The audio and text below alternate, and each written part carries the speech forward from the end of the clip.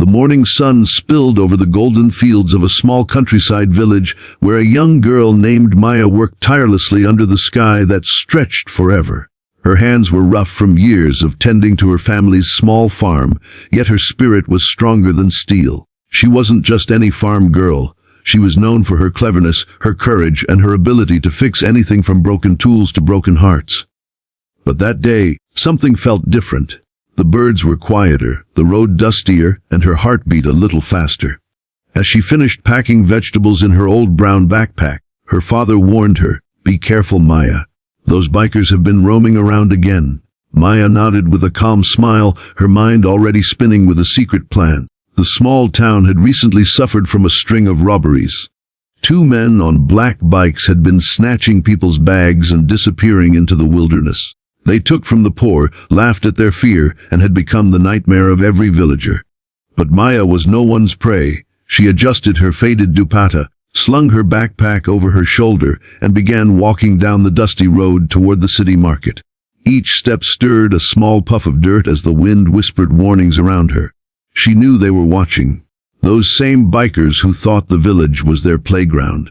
Her mind flashed back to last week when she had seen them grab a boy's school bag right outside the grocery shop, leaving him crying on the ground. That image had burned into her memory. That day she had decided something. She would not wait for the police, she would not wait for fate. She would trap them herself. And the backpack she carried today wasn't just filled with vegetables. Inside was something that would make those bikers remember her name forever. As the road curved through a cluster of tall sugarcane fields, Maya heard it, the low, menacing roar of engines. Her heart raced, but her face remained calm. She didn't run. She walked slower, pretending to adjust her sandals, her eyes flicking to the mirror, like surface of a small puddle ahead. There they were, two silhouettes on black bikes, speeding toward her, dust trailing like smoke behind them. The leader, a tall man with a scar under his eye, revved his engine louder. His partner laughed cruelly. "Look what we got here!" The little farmer girl with her pretty bag. Maya pretended not to hear. She kept walking, humming softly as if she was unaware. But every step was calculated, every movement a part of her plan. The first biker zoomed past her, then stopped ahead, blocking the road. The second one came from behind, circling her like a wolf closing in on prey. "Hand over the bag, sweetheart," the leader sneered, his voice dripping with arrogance. Maya looked up at them, her eyes calm but sharp like a blade. "You really want this bag?" she asked quietly. "It's not worth much." The man grinned, snatching it from her shoulder. "We'll be the judge of that." He barked and sped off with his friend laughing behind him. Maya stood still, dust swirling around her feet. Then slowly a small smile curved her lips. "Let's see how far you get," she whispered under her breath. Within seconds, the bikers were halfway down the road, still laughing when suddenly, boom, a loud cracking sound split the air. Their laughter turned into screams as both bikes skidded out of control, spinning across the dirt. The leader was thrown off, crashing into a ditch, while his partner rolled onto the ground, coughing in shock. Smoke started pouring out of the stolen bag.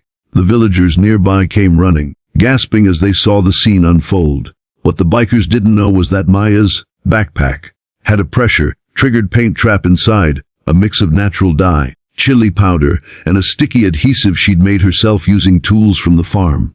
The moment they jerked the bag, the trap had activated, spraying fiery red dye all over their faces and eyes, burning like acid. They screamed and rubbed their faces, blinded temporarily, their arrogance melting into panic.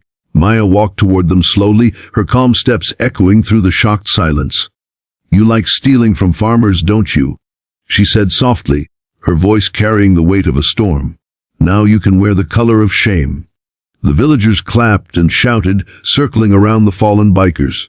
One of them cried out, "We'll get you for this!" But Maya stepped closer, fearless. "No," she said firmly, her eyes burning with fire. "You won't get anyone again, because now the whole village knows your faces." The bikers tried to start their engines, but their bikes were jammed with sticky residue. The crowd blocked their path as the local constable arrived, breathless but amazed. "Maya, what did you do?" he asked, staring at the scene. She handed him the small remote she had used to activate the second layer of her trap. "Just farm tricks," she smiled. "When you work in the fields, you learn to handle pests." The crowd burst into laughter, cheering her name. But as the police dragged the bikers away, Maya's smile faded slightly. She looked up at the horizon where the sun dipped low, its golden glow brushing her face. Something inside told her this wasn't over. People like them didn't forgive humiliation easily. They'd be back, and next time, they wouldn't come for her backpack. They'd come for her. Yet even as fear touched her heart, she felt no weakness, only determination. Because Maya wasn't just defending herself, she was standing up for everyone who had been bullied, robbed, or scared into silence. And deep down, she knew chapter 2 of her story would be far more dangerous.